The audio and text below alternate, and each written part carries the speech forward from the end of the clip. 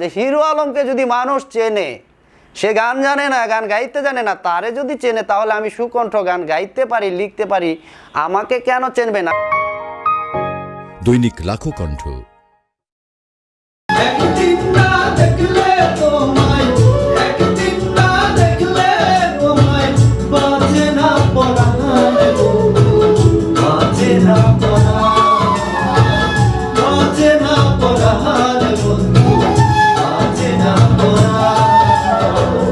হ্যাঁ, আমি সুকণ্ঠ রায়।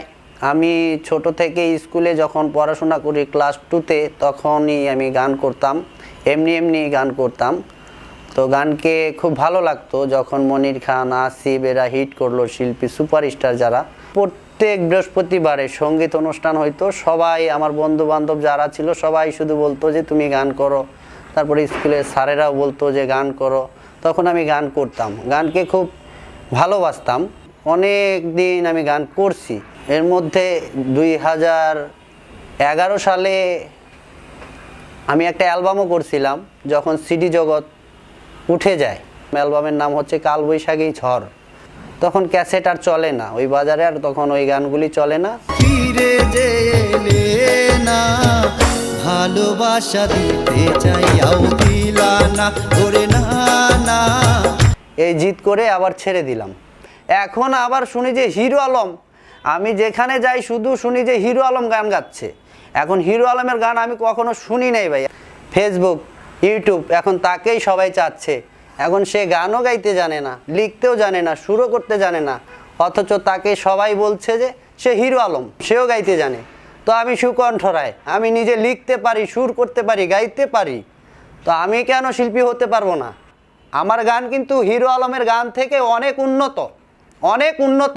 তারে দেখে আমি আবার জিদ করলাম যে হিরো আলমকে যদি মানুষ চেনে, সে গান জানে না, গান গাইতে জানে না, তারে যদি চেনে তাহলে আমি সুকণ্ঠ গান গাইতে পারি, লিখতে পারি, আমাকে কেন চেনবে না? এখন আমিও গাওয়া শুরু করছি, ইনশাল্লাহ গাইবো, আরো সামনে ভালো গাইবো।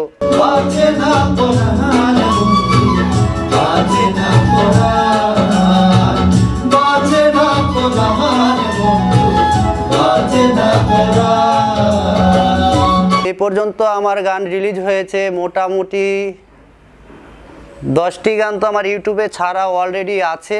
আরও 10টা গান আমার ভিডিও শ্যুট করা আছে, অডিও গান আমারই লেখা, আমারই সুরে। মোটামুটি আমার আরও 20 থেকে 22টা গান সুর করা আছে। তো টোটালি আমার নিজের লেখা গানই আছে 40 থেকে 45টা, নিজেই সুর করছি, নিজেই গাইবো। নতুন কাজ আসছে পূর্ণিমারি চান আর তুই বড় বেঈমান রে বন্ধু, তুই বড় বেঈমান। এরপরে আমি করছি গল্পে শুনেছি আমি মোনালিসার নাম। আমার 8টা গানের মিউজিক করছে খায়েম আহমেদ, আরও 4-5টা গানের মিউজিক সে করতেছে।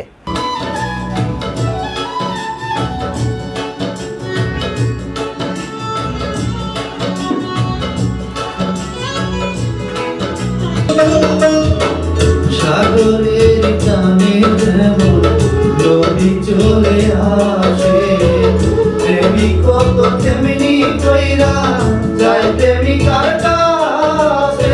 এই গানগুলি খায়েম ভাই খুব ভালো করছে, ইদানিং খুব ভালোই করতেছে। ওনার মিউজিক খারাপ হয় না। উনি খুব বাংলাদেশের মধ্যে বড় বড় শিল্পীরা ওনার কাছে একসময় গান করে গেছে, আর ওনারে দিয়া অনেক শিল্পী হিট করছে। গান জিনিসটা কিন্তু খাইলে পেট ভরে না, আর শুনলেও পেট ভরে না। গানটা শুনলে আত্মাটা জুড়ায়, এতটুকুই। মানুষের গান হচ্ছে আত্মার খোরাক। সবাই সব গান শোনে না, কেউ বাউল গান শুনে, কেউ আধুনিক গান শুনে, কেউ রবীন্দ্রসঙ্গীত শুনে, কেউ শুনছে বিচ্ছেদ। এখন আমি যেটা গাচ্ছি গানগুলি আশা করি মোটামুটি সবারই ভালো লাগবে।